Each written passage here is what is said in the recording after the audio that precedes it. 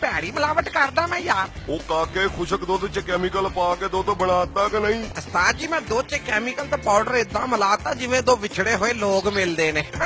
ਓਏ ਸੁੱਕੇ ਦੁੱਧ ਦੀ ਤਾਂ ਕੈਮੀਕਲ ਦੀ ਫਿਕਰ ਨਾ ਕਰੀ। ਨਾਲੇ ਉਸਤਾਦ ਕਹਿੰਦਾ ਸੀ ਆਟੇ 'ਚ ਬੂਰਾ ਨਹੀਂ, ਦਾਲ 'ਚ ਕਾਲਾ ਨਹੀਂ, ਕੈਮੀਕਲ ਤੇ ਖੁਸ਼ਕ ਦੁੱਧ ਮਿਲਿਆ ਦੁੱਧ ਨਹੀਂ, ਮੂੰਹ ਤੇ ਮੁੱਛ ਨਹੀਂ ਤੇ ਕੁਛ ਨਹੀਂ। ਉਹ ਲਿਆ ਮੂੰਹ ਸਿੱਟ।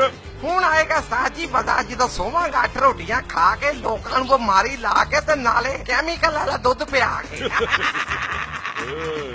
ਵੈਸੇ ਜਿੰਨੇ ਦੁੱਧ ਪੀਣਾ ਉਹਦਾ ਮੂੰਹ ਤੁਹਾਡੇ ਵਰਗਾ ਹੋ ਜਾਣਾ। ਓਏ ਕਾਕੇ ਉਸਤਾਦ ਜੀ ਤੁਸੀਂ ਤਾਂ ਪਹਿਲਾਂ ਹੀ ਪਾਣੀ ਦੇ ਵਿੱਚ ਕੈਮੀਕਲ ਤੇ ਖੁਸ਼ਕ ਦੁੱਧ ਪਾ ਕੇ ਦੁੱਧ ਬਣਾਉਂਦਾ ਹੋ। ਇਹਦੇ ਨਾਲ ਕਿਸੇ ਦੀ ਸਿਹਤ ਘਟਾ ਬੰਨੀ ਆ। ਮੈਂ ਤੇ ਕੈਮੀਕਲ ਵਾਲਾ ਵੀ ਤਾਂ ਸੁੱਕੇ ਦੁੱਧ ਵਾਲਾ ਵੀ ਦੁੱਧ ਬਣਾਤਾ। ਹੁਣ ਰਾਜ਼ੀ ਤੇ ਸ਼ਹਜ਼ਾਦੇ ਹੋ। ਸ਼ਹਜ਼ਾਦਾ ਚੱਲ ਇਸ ਗੱਲ ਤੇ ਤੂੰ ਵੀ ਹੁਣ ਮੂੰਹ ਸੁੱਟ। ਓਏ ਆ ਲੈ ਉਹ ਫੜਾ ਮੂੰਹ ਮੈਂ ਮੂੰਹ ਲਾ ਕੇ ਸੁੱਟ ਦਿਆਂ ਮਾਮਾ। ਚੱਲ ਦਫਾ ਹੋ ਜਾ ਕੇ ਹੋਰ ਦੁੱਧ ਬਣਾ ਕੈਮੀਕਲ ਤੇ ਖੁਸ਼ਕ ਦੁੱਧ ਵਾਲਾ। ਆਏ ਮੈਂ ਥੱਕ ਗਿਆ। ਫੇਰ ਭੌਂਕਦਾ ਹਰਾਮ ਖੋਰਾ। ਦਫਾ ਹੋ ਜਾ ਨਿਕਲ ਜਾ ਇੱਥੋਂ। ਜਾ ਸ਼ਾਲਾ ਆਪਣਾ ਹੀ ਦੁੱਧ ਤੈਨੂੰ ਪੀਣਾ ਪੈ ਗਿਆ।